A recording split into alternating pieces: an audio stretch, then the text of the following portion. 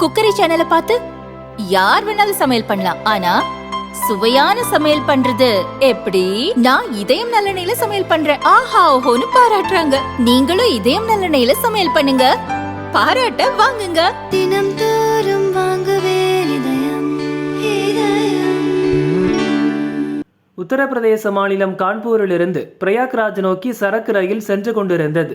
இன்று அதிகாலை 5:50 மணியளவில் பிரேம்பூர் ஸ்டேஷன் அருகே சென்றபோது தண்டவாளத்தில் ஒரு கேஸ் சிலிண்டர் இருந்தது. இதை பார்த்த என்ஜின் டிரைவர் உடனடியாக எமர்ஜென்சி பிரேக் போட்டு ரயிலை நிறுத்தினார். ரயில்வே போலீசார் ஸ்பாட்டுக்கு விரைந்து சென்றனர். தண்டவாளத்தில் கிடந்த 5 லிட்டர் காலி சிலிண்டரை கைப்பற்றினர். அதன் பிறகு ரயில் புறப்பட்டு சென்றது.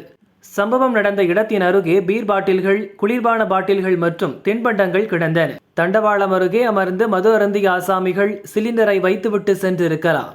அவர்கள் ரயிலை கவிழ்க்க சதி செய்தார்களா என்ற கோணத்தில் ரயில்வே போலீசார் விசாரிக்கின்றனர். இந்த மாத துவக்கத்தில் பிரயாக்ராஜிலிருந்து ஹரியானாவின் பிவானிக்கு சென்ற எக்ஸ்பிரஸ் ரயில் தண்டவாளத்தில் வைக்கப்பட்டிருந்த சிலிண்டர் மீது மோதியது. டிரைவர் எமர்ஜென்சி பிரேக்கை போட்டு ரயிலை நிறுத்தியதால் பெரும் விபத்து தவிர்க்கப்பட்டது. ஆகஸ்ட் 17 வாரணாசியிலிருந்து ஆமதாபாத் சென்ற சபர்மதி எக்ஸ்பிரஸ் ரயில் கான்பூர் அருகே தண்டவாளத்தில் கிடந்த பொருள் மீது மோதியதால் 22 பெட்டிகள் தடம் புரண்டன.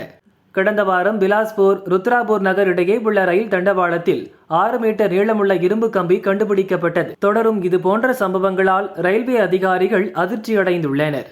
தண்டவாளங்களில் பொருட்களை வைத்து வீடியோ எடுப்பவர்கள் மீது கடும் நடவடிக்கை எடுக்கப்படும் என ரயில்வே போலீசார் எச்சரித்துள்ளனர்.